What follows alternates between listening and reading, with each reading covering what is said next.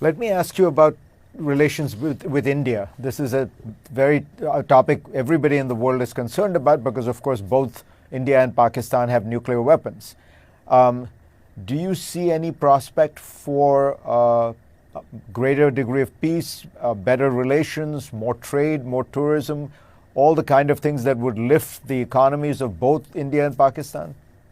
Well, Fareed, as you would know, I'm probably one of those Pakistanis who knows India and understands India much more than the rest of my own countrymen and probably all over the world.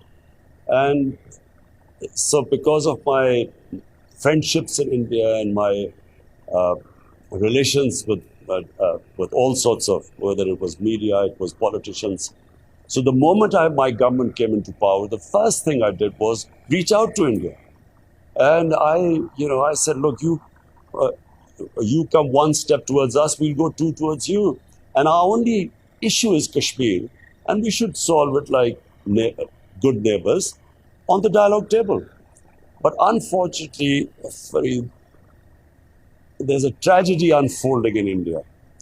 An ideology, the RSS ideology has taken over India.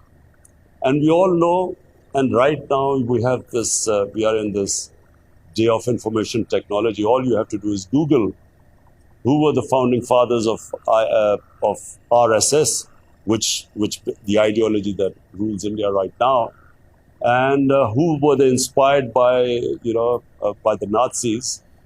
This is all what I'm saying can easily be verified. So it's a racist ideology which has taken over India. Remember, 3 times the RSS was considered a terrorist organization, an ideology that assassinated the great Gandhi.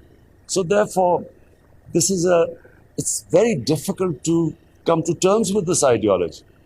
And, my experience has been, I tried everything, made overtures, but unfortunately, how do you deal with it?